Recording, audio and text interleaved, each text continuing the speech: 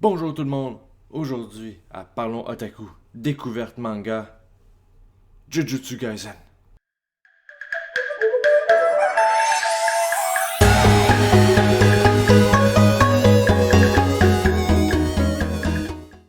Jujutsu Kaisen, un manga créé par Geki Akutami, un manga qui est toujours en cours, qui est rendu à plusieurs tomes, je pense qu'ils sont rendus à 15 ou 16 au Japon, et peut-être 8, 7, 8 environ en France. C'est un manga qui a été créé en fait, ça a été publié au Japon par Shueisha. Et en France, c'est publié par Kion Shonen. Au Japon, ça existe depuis 2018. Il me semble qu'en France, c'est récemment que le manga a été publié, traduit. Là, je dis bien, là, je vais mettre les choses au clair. J'évalue le tome 1. Parce qu'il existe un tome 0, en fait. Le mangaka Geki Akutami a bel et bien fait un tome 0. Mais il me semble, si j'avais bien compris, le tome 0, en fait, ne suit pas l'histoire. C'est vraiment genre. C'est pour mettre une introduction dans le monde, en fait, où Jujutsu Kaisen existe. Et après ça arrive le tome 1 qui est vraiment le début de l'histoire. Vraiment, c'est comme ça que ça commence. Donc, voilà, c'est un manga qui, c'est ça, comme je disais, en France, c'est dernièrement que ça a commencé à apparaître. Là, je pourrais pas dire si c'est 2019 ou 2020. Et au Québec, le manga est disponible chez animationj.com, qui est un site de manga, un site internet qui vend les mangas au Québec et qui, sans eux, cette vidéo n'aurait pas pu se faire. Donc, je vais mettre le lien du site internet dans la description, animationj.com, si vous voulez vous procurer les Jujutsu Kaisen. Et donc, voilà, voilà pour l'introduction. Sans plus tarder, je vais lire la quatrième de couverture avec ma voix la plus dramatique. Engloutir les ténèbres pour mieux les combattre. Chaque année au Japon, on recense plus de 10 000 morts inexpliquées et portées disparues. Dans la majorité des cas, ce sont les sentiments négatifs des êtres humains qui sont en cause. Souffrance, regret, humiliation. Leur accumulation dans un même endroit provoque des malédictions souvent fatales. C'est ce que va découvrir à ses dépens Yuji Itadori, lycéen et membre du club de spiritisme. Il ne croit pas aux fantômes, mais contribue tout de même aux différentes missions du groupe, jusqu'à ce que l'une d'elles tourne mal. La relique qu'il déniche, le doigt sectionné d'une créature millénaire, attire les monstres.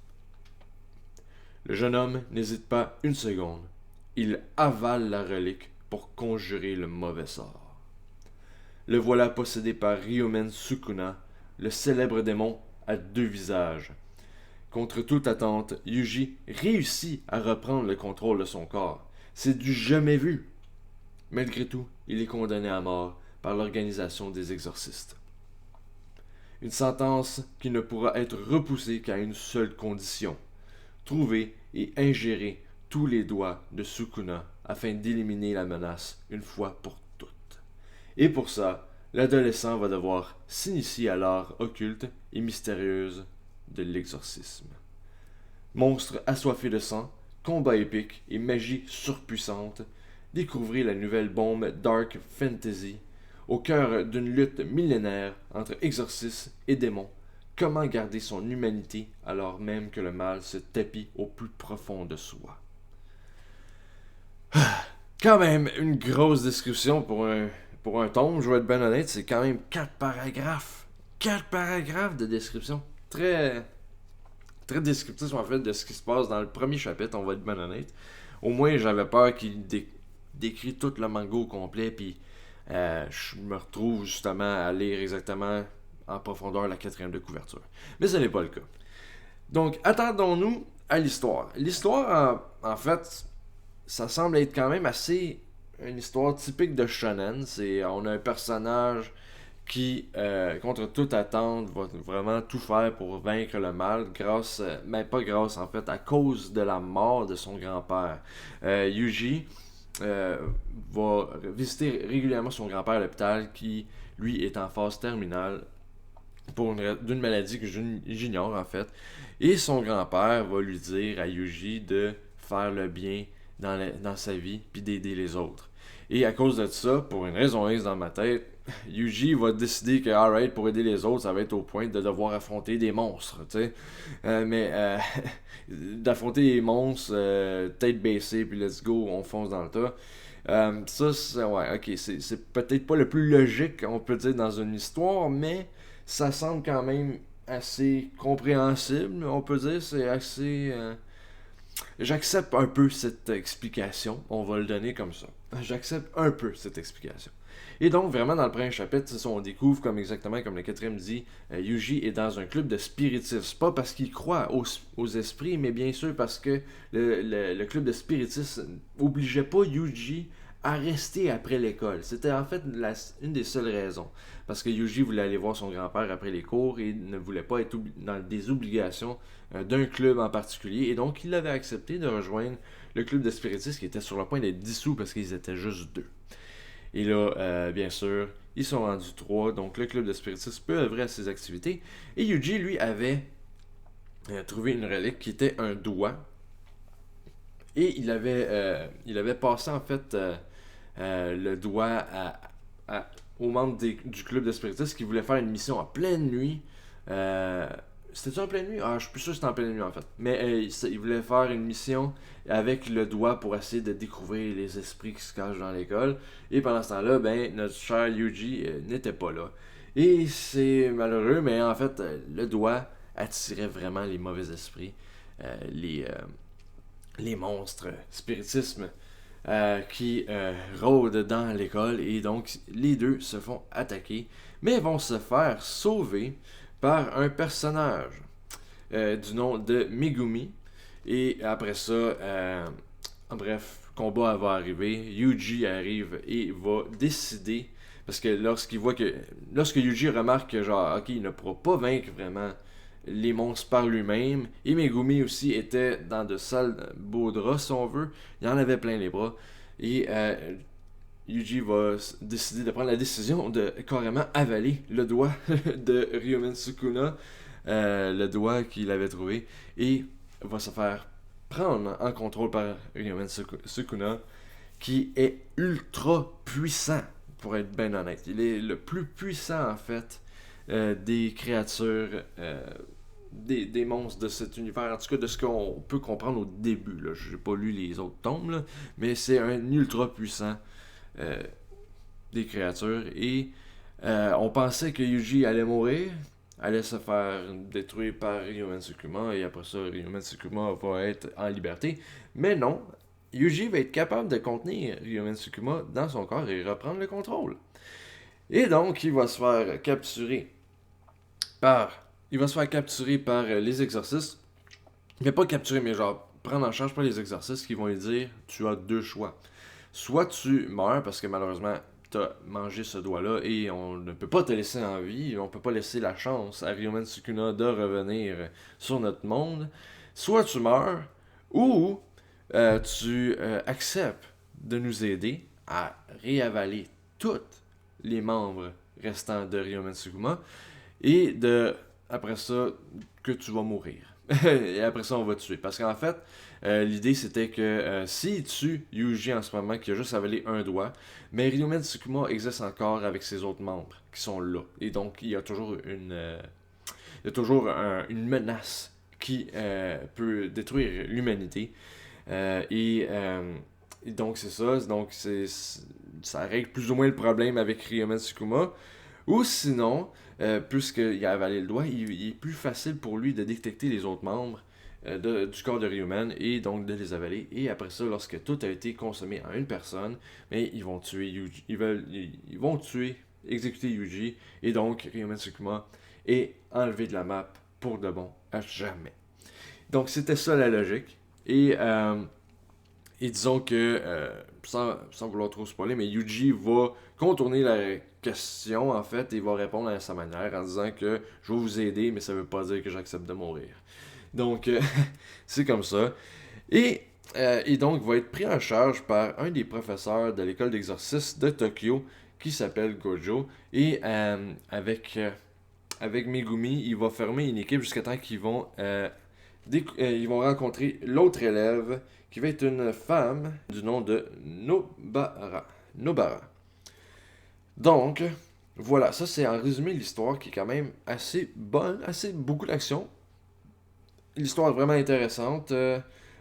C'est quelque chose que, pour être bien honnête, je m'attendais pas à vraiment lire exactement comme ça parce que, pour être bien honnête, lorsque j'ai lu le premier tome dernièrement, je n'ai jamais regardé l'animé.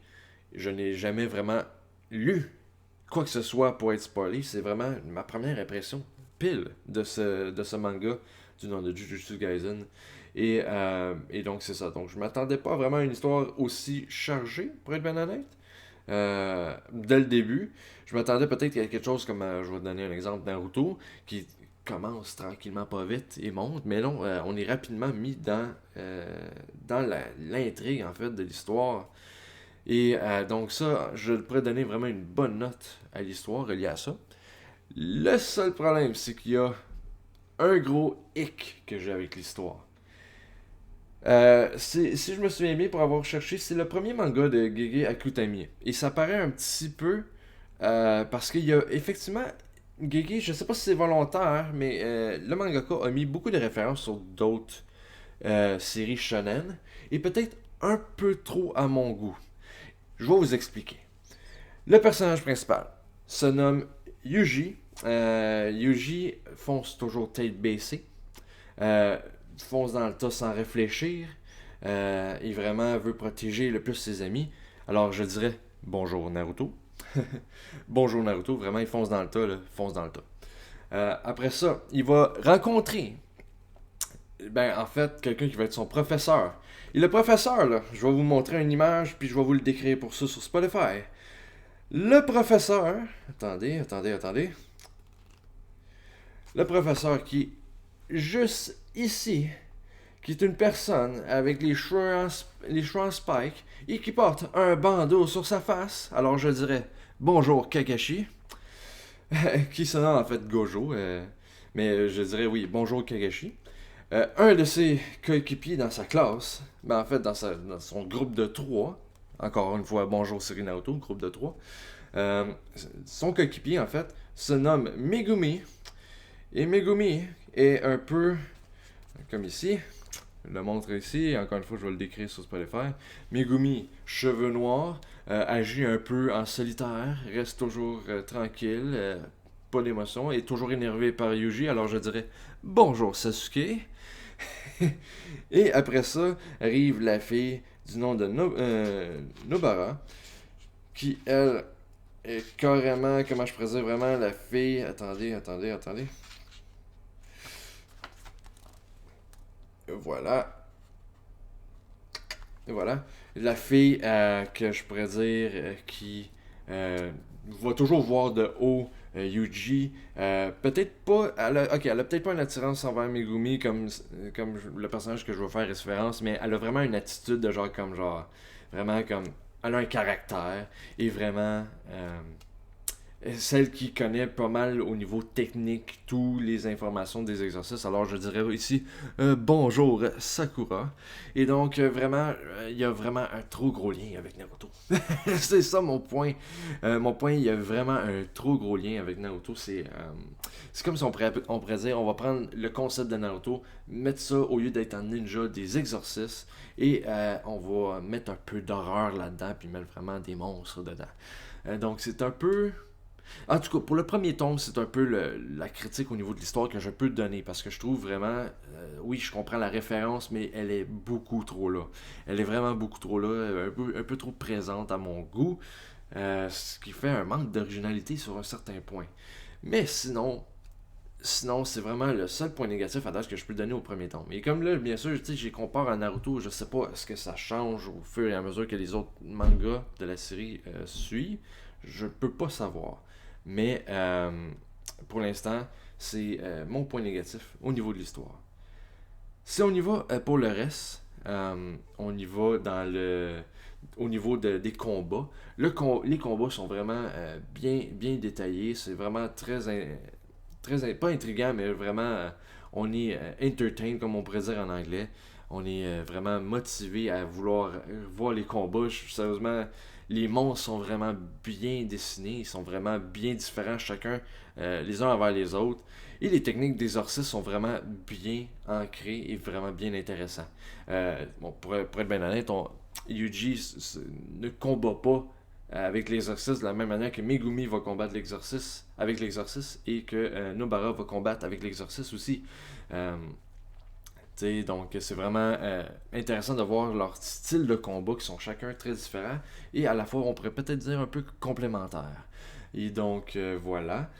Ce que j'aime aussi c'est que vraiment, autant que c'est un shonen, puis qu'on parle de combat, mais c'est quelque chose quand même de... Comme j'ai dit quand j'ai lu la 4e de couverture, c'est un dark fantasy. Hein? Donc vraiment, il y a des morts, il y a du gore, il y a vraiment du sang. Si vous voulez du sang, il va en avoir beaucoup. Donc voilà, c'est très bon au niveau de l'histoire. L'histoire vraiment, là, c'est vraiment bien. Le seul point, comme j'ai dit, c'était la grosse référence à Naruto. Un peu trop, mais c'est ça. Sinon, si on va au niveau des graphismes, de l'art en fait est bien très bonne pour le Dark Fantasy. Là, si on y voit ici, là, première page est quand même bien dessinée. Bien sûr, le coup de crayon est peut-être pas le meilleur. Certaines fois, on pourrait dire que c'est peut-être. Il aurait pu être peaufiné sur certains points. Je n'ai pas vraiment d'exemple, là, mais il y a certains moments que ça aurait pu être un peu mieux dessiné, mais bon, c'est pas très dramatique, c'est pas très grave parce que c'est pas présent dans toutes les cases en fait, mais sinon c'est bien. Les combats, les monstres, vraiment bien faits. Selon moi, je donne une bonne note au niveau de l'art, vraiment qui m'a bien impressionné. La seule note encore une fois négative que je pourrais dire, c'est vraiment la trop grosse ressemblance à Naruto, mais point de vue originalité, tout a été mis sur les monstres et pas sur les personnages principaux, mais bon. Donc il y a ça. Et sinon, le rythme, ben pas le rythme, mais l'intrigue. L'intrigue est vraiment bien. La fin du premier manga nous pousse à vouloir acheter le deuxième manga, y aller le deuxième. Et donc, selon moi, je n'ai rien à rajouter au niveau de l'intrigue. Bien sûr, on veut en apprendre plus sur le monde de l'exorcisme. On veut en apprendre plus sur les monstres, parce qu'il y a des classes de monstres, de classe 1 jusqu'à classe S. Et donc, vraiment, c'est un monde vraiment intéressant qui nous pousse à continuer l'histoire. Donc voilà. Je vais pas en parler un peu plus parce que je veux essayer de pas vous spoiler le plus possible. Mais Jujutsu Kaisen est un très bon manga. Je vais donner avec toute ce charabia là que je vous ai fait, je vais donner une bonne note de 9 sur 10. 9 sur 10, le seul point là vraiment on enlève c'est le côté Naruto. Mais sinon, c'est très bon. C'est vraiment très bon. Je le conseille à tout le monde qui aime les mangas shonen d'action. Justement, si vous avez aimé Naruto, puis que vous aimez le Dark Fantasy, vous allez être servi en fait. Et c'est un peu pour ça que j'ai vraiment beaucoup aimé. Je suis un grand fan de Naruto, slash Boruto, et j'aime beaucoup le Dark Fantasy. Donc, tu sais, Claymore, Berserk. C'est dans mes cordes que j'aime beaucoup. Et Jujutsu Kaisen remplit vraiment bien sa fonction de Dark Fantasy Shonen. Donc voilà. Si vous avez lu le manga et que vous avez apprécié, ou même si vous n'avez pas apprécié, si vous avez lu le manga, s'il vous plaît, laissez-moi un petit commentaire. On va pouvoir discuter. On va pouvoir discuter de notre appréciation, de notre désaccord mutuel envers Jujutsu Kaisen. Et sinon, si vous voulez lire le manga, il est disponible chez Animation J. Alors voilà. Le lien est dans la description animationj.com. Et voilà, si vous avez aimé la vidéo, s'il vous plaît, laissez-moi un petit pouce bleu sur la vidéo, ça serait vraiment très apprécié. Et on se revoit au prochain épisode de Parlons Otaku. N'oubliez pas, soyez otaku et à la prochaine!